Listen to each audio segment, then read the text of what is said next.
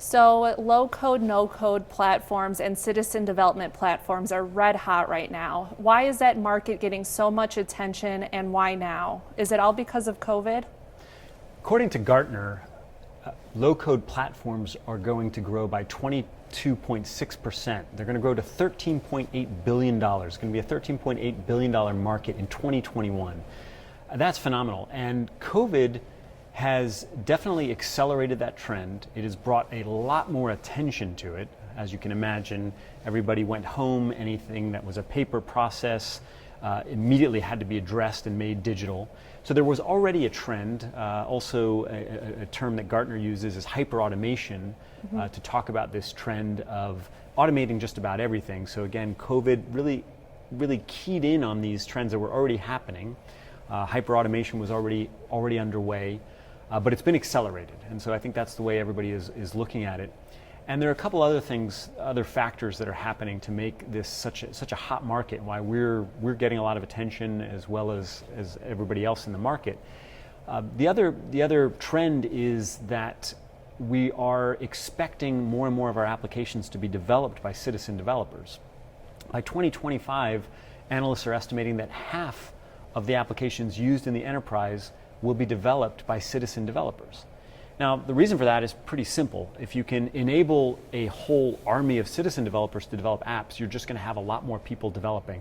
And they're going to be people that are closer to the business problem. So we really like to have business analysts, people with extreme knowledge of the business problem they're trying to solve. We want those people developing the solution. When you have those people plus developers, it gets slower and you lose some things in translation. So it just is a little harder to develop that way. So that's another trend that is really helping with low code. As I mentioned, COVID just tended to accelerate that. It's this trend towards having citizen developers develop everything, and the trend towards hyper automation and taking advantage of more resources to develop apps. The other thing is we now need to replace all the legacy systems that are out there. There's been a need to replace those. There's a high expectation on how technology should perform, and that's really come about because of the iPhone revolution. Personal apps are so good that when we're sitting in a business environment now, we just have a low tolerance for older style enterprise apps. Those used to be acceptable. They're no longer acceptable for the generations that have grown up on apps that look as good as the personal apps do these days on phones. All right, Brian, can anyone build an app on ProcessMaker? I'm sure we must need some special skills to be able to build it, or a programming language. We say that anybody can build an app on ProcessMaker. You know, it's funny because I'd say one of the best process developers we have, or at least certainly the person that enjoys developing the most, is actually our VP of sales. So that's just a testament to the power of ProcessMaker. That somebody in sales. Now, granted, he's a kind of a unique guy with some unique skills, but I like to give that as an example, meaning you do not have to be a developer to develop on ProcessMaker. What we believe you do need is a conviction and an understanding about the problem you're trying to solve.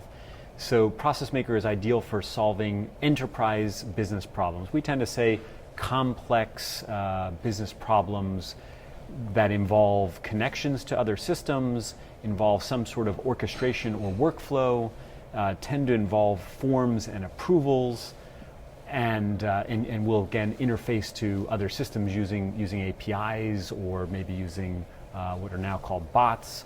But really anybody can build the process, and we see that time in and time out. Regarding programming languages, ProcessMaker is both no code and low code.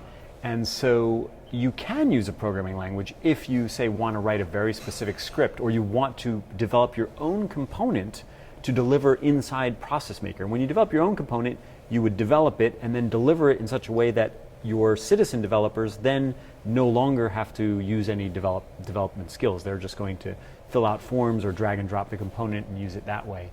And the beauty of ProcessMaker is, for a developer, they can actually write in any language they want. We support pretty much every language you can think of, so somebody can develop that way. But the essence of what you're going to design in ProcessMaker You need to have, like I said before, you need to really understand the business problem you're solving. You want to understand reporting. Why are you trying to automate this process? Is it so that it goes faster because you want to report on it? You want to encourage meeting some sort of service level agreement or SLA.